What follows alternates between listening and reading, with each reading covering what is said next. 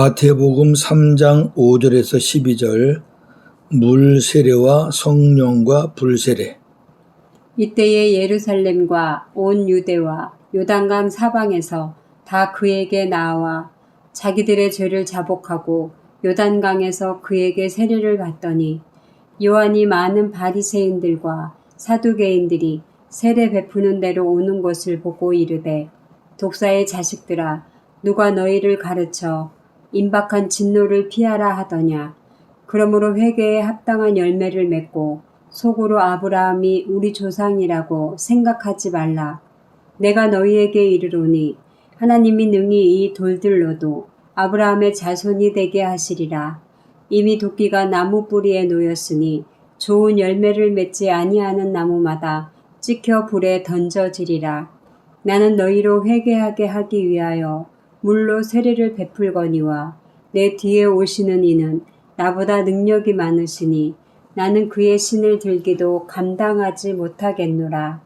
그는 성령과 불로 너희에게 세례를 베푸실 것이요 손에 키를 들고 자기의 타작마당을 정하게 하사 알곡은 모아 곡간에 들이고 쭉정이는 꺼지지 않는 불에 태우시리라. 아멘. 오늘 말씀의 주제는 회개의 세례를 베푸는 요한, 그리고 물 세례와 성령과 불 세례. 5절에서 10절 회개의 세례를 베푸는 세례 요한입니다. 요한이 베푸는 물 세례는 죄를 씻는 세례입니다. 세례 요한이 광야에서 천국이 가까이 왔으니 회개하라고 외치자 온 유대와 요단강 사방에서 요단강에 와서 세례 요한에게 세례를 받았습니다. 에스라 시대 이후 약 400년 동안 단 한 사람의 선지자도 나타나지 않았고 하나님의 계시도 없었습니다. 그러다가 세례 요한이 등장하자 수많은 사람들이 모이기 시작한 겁니다. 이 모습은 참으로 장엄한 장면이며 새로운 영적 역사의 시작을 알리는 서막입니다. 그러나 인간의 죄는 물로 몸을 아무리 씻는다고 깨끗해지지 않습니다. 세례 요한이 세례를 받기 위해 오는 바리새인과 사두개인들을 보고 독사의 자식들이라고 한 것은 너희들이 몸을 물로 씻는다 해도 속이 바뀌지 않으면 깨끗해질 수 없다는 뜻입니다. 물 세례만 받고 속이 바뀌지 않으면 하나님의 진노, 심판을 피할 수 없다는 경고입니다. 요한이 바리새인과 사두개인들에게 심한 경고를 한 이유는 그들이 지도자라는 명목으로 자신들의 득을 위해 종교적으로 혹은 정치적으로 온갖 부정을 일삼는 자들이었기 때문입니다. 바리새인은 종교적으로, 사두개인은 정치적으로. 그러면서도 자기들은 아브라함의 자손임으로 구원을 받았다고 생각합니다. 세례 요한은 이들에게 회개에 합당한 열매를 맺으라고 하면서 만일 그렇지 않으면 하나님이 찍어서 불에 던지신다고 경고하였습니다. 회개는 일생에 단 한 번, 중생할 때 하나님이 하게 해 주시는 것입니다. 회개는 주인이 사탄에서 주님으로 바뀌는 것이고 세상으로부터 하나님께로 삶의 방향이 바뀌는 것입니다. 회개하고 주님을 내 안에 모시고 살면 삶이 변하게 되어 있습니다. 따라서 회개에 합당한 열매는 내가 노력한다고 맺는 것이 아니고 주님의 은혜로 회개하고 주님을 마음에 모시고 살 때 주님이 맺게 해 주시는 것입니다. 세례 요한의 경고는 바리새인과 사두개인들이 하나님의 심판을 면하려면 내 뒤에 오시는 예수를 믿고 구원 받으라는 것인데 그래야 회개 열매를 맺을 수 있으니까. 그러나 결국 이들은 세례 요한의 경고를 무시하고 물 세례도 받지 않고 물러갔습니다. 누가복음 7장 29절 30절. 모든 백성과 세리들은 이미 요한의 세례를 받은지라 이 말씀을 듣고 하나님을 의롭다 하되 바리새인과 율법 교사들은 그의 세례를 받지 아니하므로 그들 자신을 위한 하나님의 뜻을 저버리니라. 아멘. 하나님은 바리새인이든 사두개인이든 율법 교사든 다 와서, 율법 교사는 서기관들이죠. 랍비들. 세례받고 예수님의 길을, 예수님의 음을 영접하기를 원했던 거죠. 그런 그 기회의 장을 열어줬는데 이 인간들은 요한이 독사의 자식들아 하는 그 말 듣고 그냥 돌아선 거예요. 11절 12절 물 세례와 성령과 불 세례. 세례 요한은 자신이 주님의 잔심부름꾼에 불과한 아무것도 아닌 존재임을 강조하며 자신은 물로 세례를 주지만 자기 뒤에 오시는 주님께서는 성령과 불로 세례를 주실 것이라고 증언합니다. 앞서 말했지만 인간의 죄는 물로 아무리 씻어도 깨끗해지지 않습니다. 그렇다면 인간이 죄를 씻어낼 방법은 무엇인가요? 아무리 씻겨지지 않는 죄로 인해 영원히 심판받을 수밖에 없는 자들이 주님이 베풀어 주시는 성령과 불 세례를 받으면 죄 사함을 받게 됩니다. 그렇다면 성령과 불 세례가 무엇인가요? 성령과 불은 한 관사를 사용하므로 별도의 두 세례가 아닙니다. 성령 세례, 불 세례 두 개가 아니라 하나의 세례입니다. 이는 오순절에 불같은 성령과 함께 임하시는 주님이 베푸시는 세례를 말하는 것입니다. 여기 왜 불같다 그러냐면은 불은 태우는 속성이 있죠. 죄를 태운다는 개념으로 불같은 성령. 자, 사도행전 2장 1절에서 4절입니다. 오순절 날이 이미 이름에 그들이 다 같이 한 곳에 모였더니 호련히 하늘로부터 급하고 강한 바람 같은 소리가 있어 그들이 앉은 온 집에 가득하며 마치 불의 혀처럼 갈라지는 것들이 그들에게 보여 각 사람 위에 하나씩 임하여 있더니 그들이 다 성령의 충만함을 받고 성령이 말하게 하심을 따라 다른 언어들로 말하기를 시작하니라. 아멘. 예. 불의 혀처럼 갈라지는 성령의 모습, 그리고 각 사람 위에 하나씩 임하고 모두가 다 성령의 충만함을 받습니다. 성령이 불의 혀같이 각 사람 위에 하나씩 임함으로 모두 다 성령의 충만함을 받았습니다. 이는 구원은 개인적이며 개별적인 것이라는 겁니다. 구원은 물 세례가 아닌 성령 세례로 받습니다. 성령 세례는 성령으로 세례받고 새로 태어나는, 거듭나는 것을 말합니다. 사도행전 1장 4절 5절에 이렇게 예언되어 있습니다.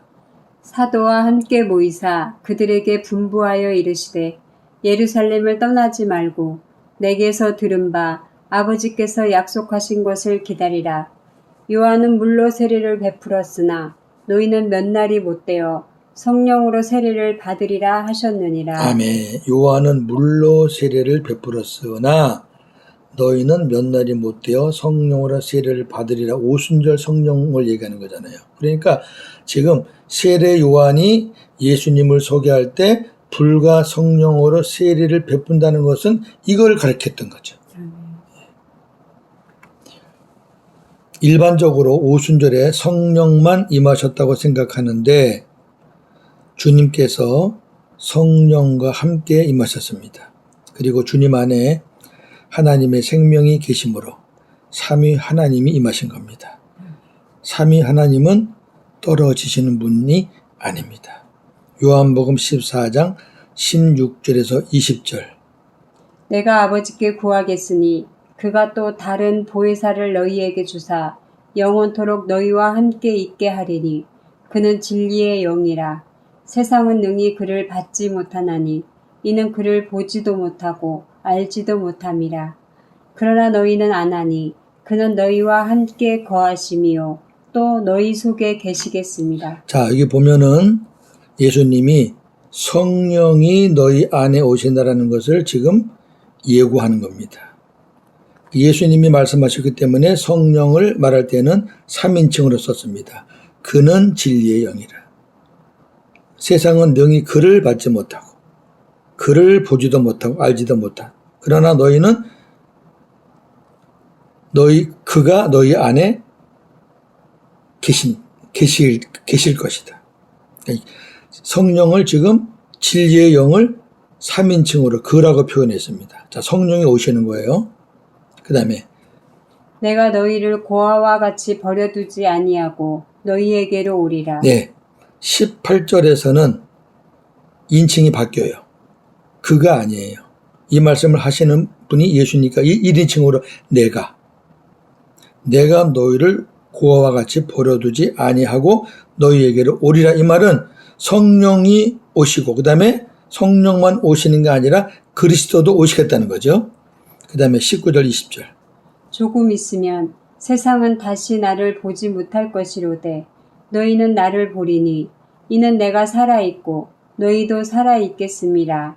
그날에는 내가 아버지 안에 너희가 내 안에 내가 너희 안에 있는 것을 너희가 알리라. 아멘. 여기 그날은 오순절을 말하는 거예요. 그날이 되면 오순절 성령 강림이 임하면 내가 아버지 안에 너희가 내 안에 내가 너희 안에 성령 세례를 받으면 삼위 하나님이 우리 안에 내 안에 계시다는 것을 깨닫게 된다 그 말이에요. 놀라운 일이죠. 삼위 하나님이 오신 겁니다. 네, 성령은 오시고 예수는 뭐 하늘에 계시고 그렇게 하시면 안 돼요. 하나님 보호자에 계시는 분은 다시 오실 마지막 날 다시 오실 마지막 강림하실 예수님의 부활체가 계시는 거예요.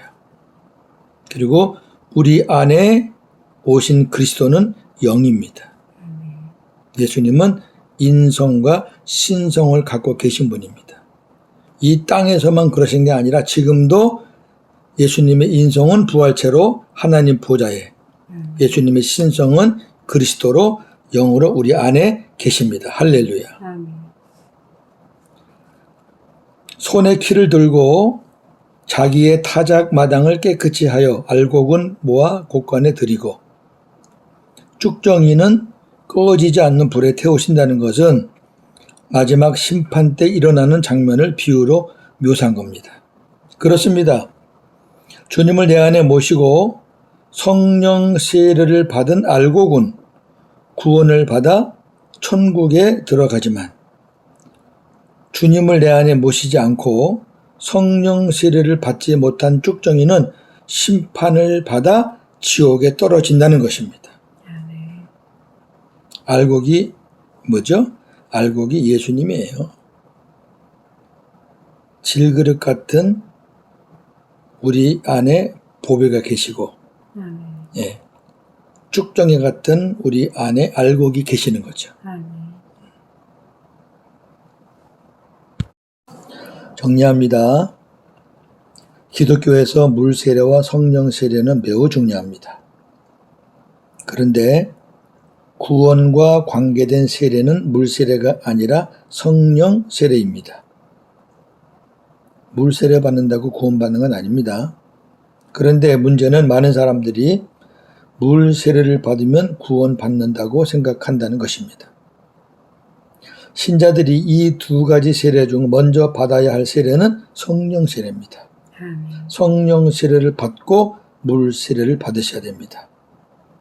성령 세례는 주님이 주시는 것이고 물 세례는 사람이 줍니다.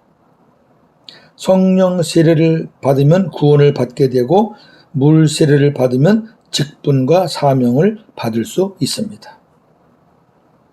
회개는 사람이 하는 것이 아니라 성령으로 하는 것입니다. 성령 세례는 회개와 더불어 하나님이 주시는 은혜의 선물입니다. 아멘. 누구나 인생의 마지막이 언제인지 모르니 회개와 성령 세례는 시급합니다. 그렇죠. 내일 죽을지 한 달 후에 죽을지 언제 죽을지 몰라요. 그러니까 살아있을 때 회개해야 돼요. 살아있을 때 성령 세례를 받아야 돼요. 왜 시급하냐? 구원에 관한 문제이기 때문입니다. 천국에 가냐 안 가냐 문제예요.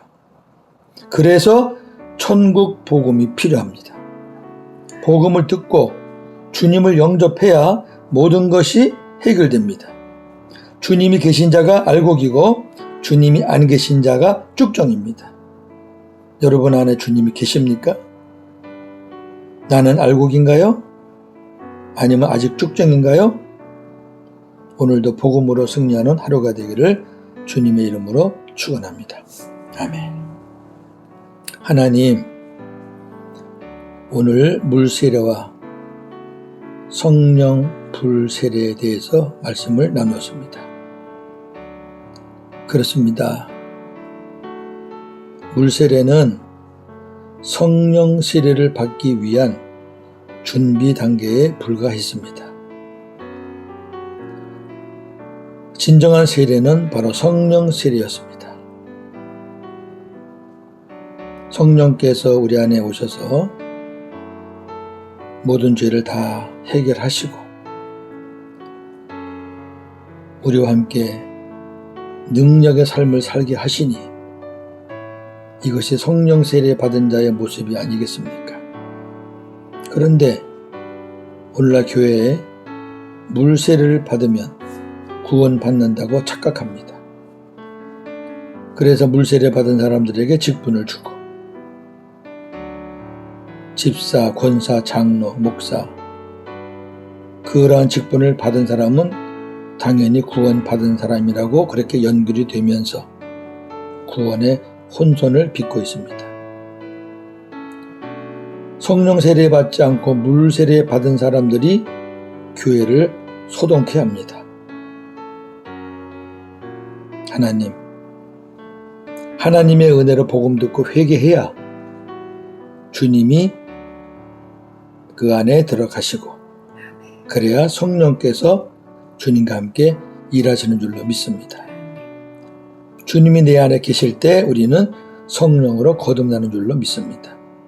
하나님, 아직도 내 안에 주님이 계신지 안 계신지 의심이 가는 자들은 반드시 복음을 듣고 회개하고 깨달아 주님을 진심으로 내 안에 영접해야 될 줄로 압니다. 그래서 마지막 하나님 앞에 갔을 때 우리가 주님 때문에 알곡으로 인정받아 하나님 나라에 들어가는 구원을 받을 줄로 믿습니다. 오늘도 복음으로 승리하는 저희들 되게 하여 주시옵소서. 예수님의 이름으로 기도하옵나이다. 아멘.